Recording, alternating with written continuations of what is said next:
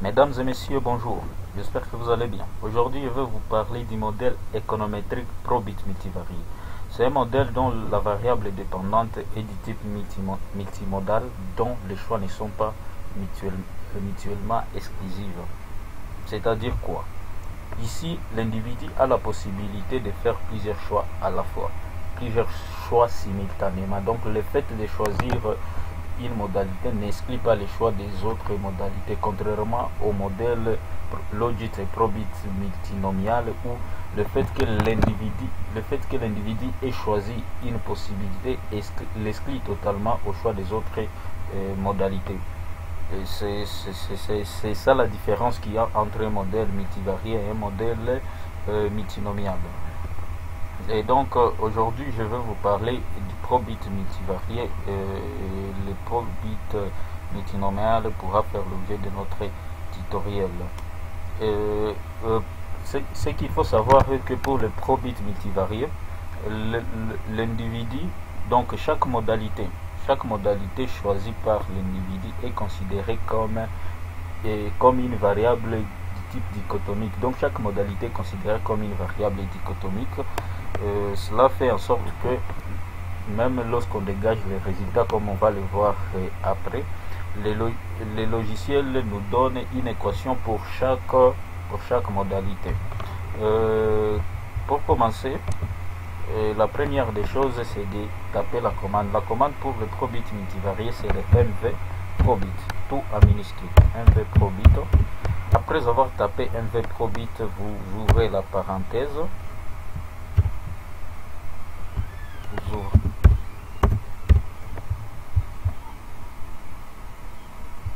Après avoir, lorsque la parenthèse est ouverte, vous tapez la première modalité. Donc ici, notre première possibilité de choix, c'était l'investissement immobilier. En fait, dans cette situation ici, nous voulions étudier les facteurs qui influent sur les investissements des ménages.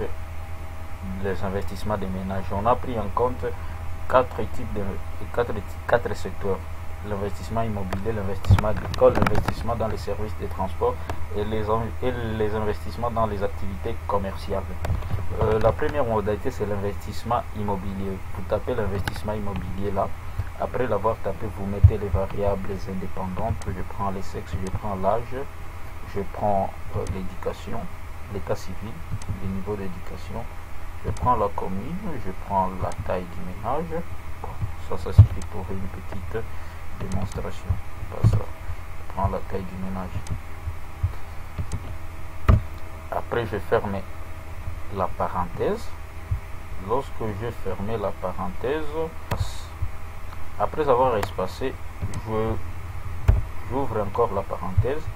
Je mets la deuxième modalité, investissement dans le secteur agricole. Je mets encore égal. Comme il s'agit des mêmes variables, je peux juste les copier. Je copie et puis je colle. Pour faire simple, je peux maintenant copier toute cette équation. Je colle là-bas. Là, je mets investissement dans les commerces. Lorsque j'ai déjà défini tous mes quatre équations, chaque équation est mise en parenthèse, j'appuie sur Entrée. Les résultats vont venir d'un moment à l'autre.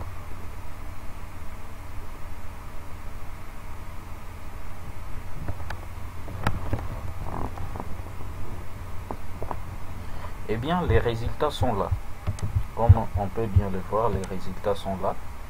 Ici, j'ai la première équation pour l'investissement immobilier, la deuxième pour l'investissement agricole, troisième pour l'investissement dans le secteur des transports et la dernière équation pour l'investissement dans le secteur commercial.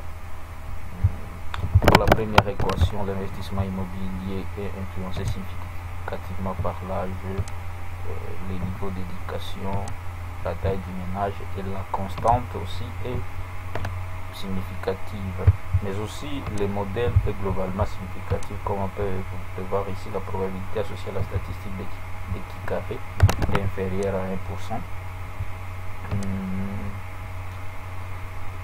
Bon, pour l'interprétation, il faut juste vous référer ici à ces probabilités associées à la statistique de Fisher qui vous permettent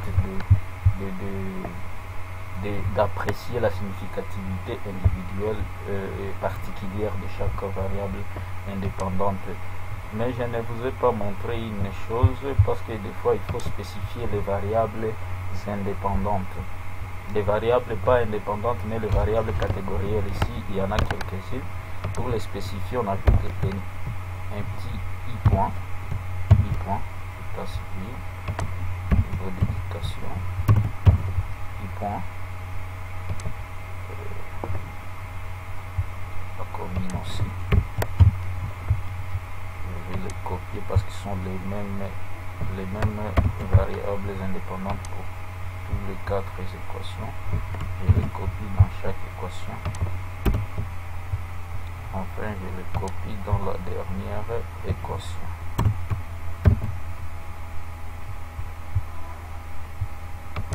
Là, j'ai l'équation, mais ceci aussi ne va pas marcher comme je vais vous montrer juste, ça ne va pas marcher.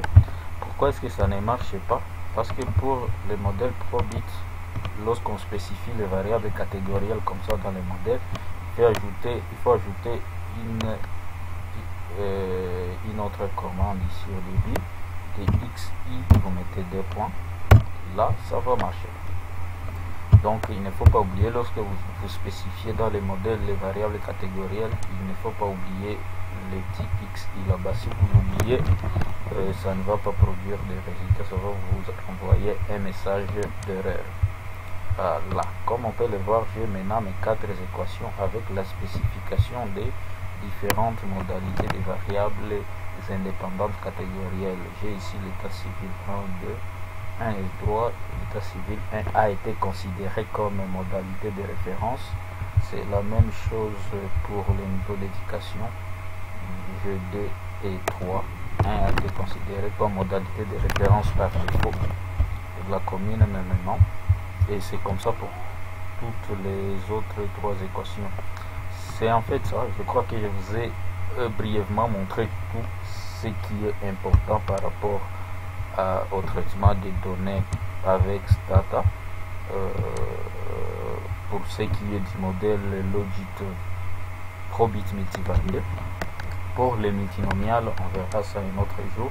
Aujourd'hui, je voulais vous parler uniquement du ProBit multivarié. Si vous avez des questions, n'hésitez pas de les laisser en commentaire. Je crois que ceci pourra vous aider. Merci d'avoir suivi ce tutoriel et à la prochaine.